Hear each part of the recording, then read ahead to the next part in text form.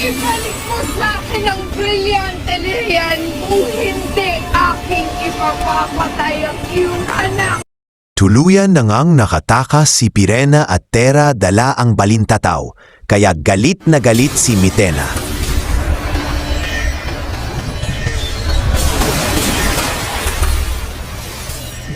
Sa mga kawal niya, inilabas ang kanyang galit.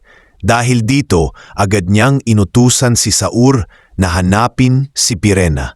Dahil wika niya, ito ay hindi pa nakakalayo. Si Edno naman ay isinugo niya na pumunta ng Adamya. Wika ni Ednu, hindi kaya nasa Aselades na sila mahal na Kera?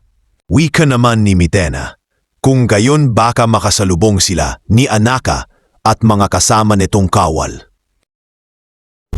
Tagumpay naman ang pagtakas ni Pirena at Tera dahil sa mahikang teleportasyon. Agad inutos ni Pirena na hanapin ang kanyang mga pinsan gamit ang balintataw. Habang siya ay haharapin ang mga humahabol na kawal sa kanila. Wika ni Tera, sige po mag-ingat ka Ashti. Bumalik ang eksena sa kaharian, na kung saan ay may mababuong pagtatraidor at alyansa laban sa Reyna. Wika ni Saur, nakita mo ba kung paanong pinatay ng Reyna ang mga kawal na kalahi natin?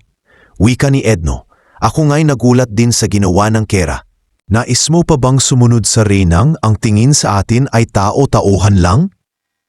Si Mitena naman ay nag-iisip at kinakausap ang kanyang sarili.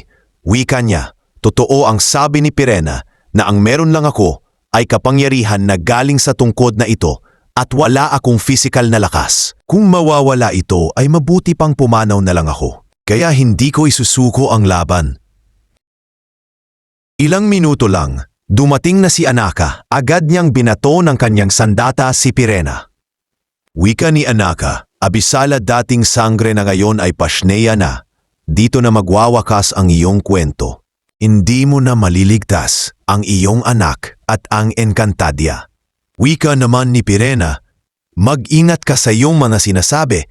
Baka ang tinutukoy mong pasneya ay ang siyang magpapabagsak sayo. Inugot ni Pirena ang kanyang sandata na may aura at apoy. At handa na siyang lumaban. Sa di kalayuan ay nabihag ni Flamara si Tera dahil nakita neto na dala niya ang balintataw ni Lolo Imaw. Wika ni Flamara, sino ka at bakit nasayo ang balintataw na yan? Wika naman ni Tera ay, ako si.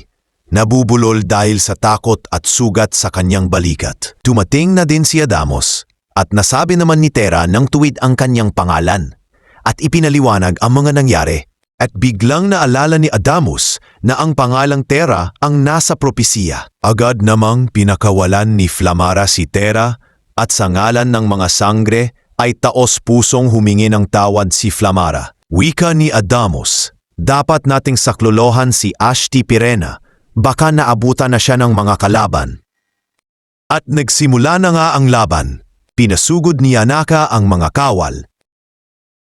Nasangga naman ni Pirena ang mga hampas ng espada ng mga kawal. Tila nasa 20 ang sumugod kay Sangre Pirena at karamihan dito ay mapapabagsak niya.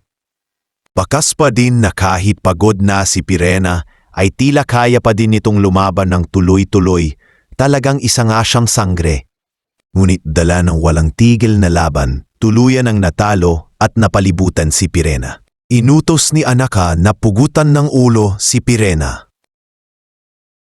Ngunit dumating na sila Flamara para iligtas si Pirena. At di na sila nagdalawang isip, sumugod na ang mga batang sangre.